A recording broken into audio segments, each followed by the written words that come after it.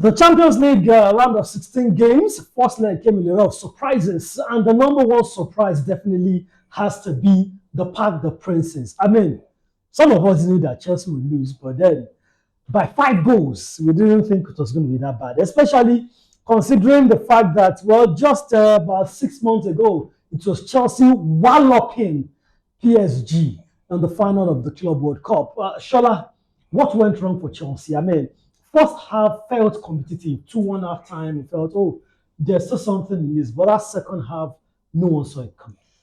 Permit me to start with this. Chelsea fans should please channel their anger and grievances to the board and stop calling the name of any coach. We deserve to lose. And fine, I wasn't expecting it to be that bad. I was expecting maybe 5 goals. 5 goals. So I'm trying to put a part of me to talk down on the players and say so many things. But at the same time, I just felt like, what were we expecting? Because we don't have a world-class goalkeeper. We sacked Maresca to get a low-rated coach from Strasbourg. We didn't equip our teams with the necessary things. And we are Maresca was also a low-rated coach when he came in. Maresca lands under Guardiola. But his first coaching job was the championship. Was the championship manager.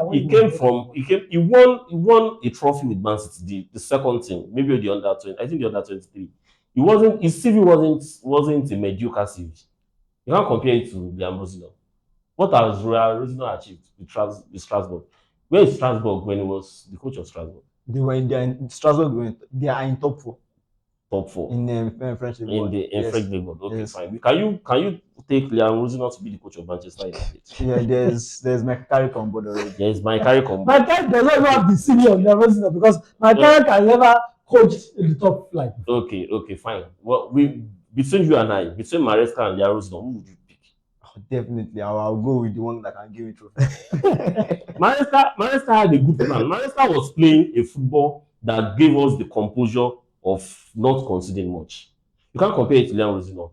Let's start from the goalkeeping department. Our goalkeeper takes too much touches, and they can target the goalkeeper. 2 of those goals were errors. And if you are going to start instilling some level of discipline into a goalkeeper, you have to do it from pre-season. You can't just come in the middle of the season and start telling the goalkeepers to be playing with the team. And Jorgensen in particular is just his second start in how many months? These are goalkeepers that, can you call them world class? Can you call Jorgensen a world class goalkeeper? But not every team has a world class. But Jorgensen came to Chelsea as a Villarreal goalkeeper. Yeah, he was first choice goalkeeper. I think one thing is Maresca did the same thing.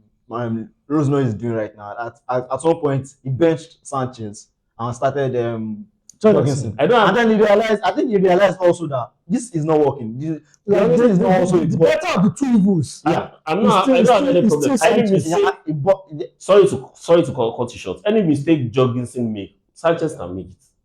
They are not too far away from each other. Yeah, I definitely. But I think the thing is the fact that Jorgensen still insists on trying to play out from the back. Yeah, you might say, okay, maybe it's the word of the coach. But I think for Sanchez, he knows he's not a good ball playing goalkeeper. And most of the times, even if you tell him to play from the back, most of the times he's going long. He won't play from the back because he knows that's not his best forte. So he would definitely go long. I think that's what I think they told okay, maybe from the coach, from the bench, they told him, okay, let's play from the back. That's why he brought in Jorgensen to play from the back. And I think Jorgensen also knew that they were being pressed from the front.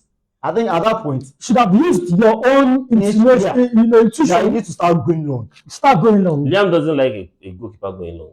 But at the end of the day, you don't have a coach in the field, like on the pitch to play with you. So no matter what he has told you before the game, if the reality of the game, I mean, that's why you're not robots.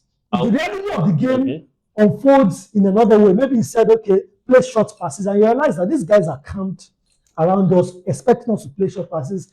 You are expected to use your intuition to say, okay, we can no longer play short passes because they are crowding our area box. Let's go long. I will still blame. You both have a point, but I will still blame the coach for this. I will still keep saying it. If you are going to start to implement a particular style of play that involves the goalkeeper taking touches and joining the center defense to create out from behind, that is a very strong way of play that requires good people in the department. If you are going to do, you don't do it in the middle of the season. Do it when a new season starts. You don't have the time. Although I still believe that if he had continued the tactics of Maresca, they would have also said he doesn't have his own ideas. So it feels like damned if you do, damned if you don't. No, it's still just like you have said, the board has messed Chelsea up. I mean, now they are making Roman Abramovich look like a superhero. Of course, he's a superhero compared to what I can't believe how poorly run Chelsea is. But apart from blaming the board, let's talk about the starting 11. Yes, he has talked about Jorgensen. You can't really blame Jorgensen. Just like he has said, Robert Sanchez too could have made those mistakes. But what went wrong with the starting level? Was it Reece James in the midfield? Maybe we should have played Andre Santos. Was it dropping Garnacho, who obviously has been informed in the last 2 games, and playing Pedro Neto on the left? What went wrong in that starting level? Because when we were previewing this game, most of the players were saying should started. So it means the coach was not too far away from what we the fans and we the analysts were thinking. Yeah. One thing is for the Ambrose, I just feel he felt like maybe he wanted to free up the midfield. That means have just one lone DM and also have like Enzo Fernandez and Palmer together. But then I think just like Enzo up front and maybe Palmer on the wing. I think the mistake he made was not starting to DM. I just feel So it's just going to right back.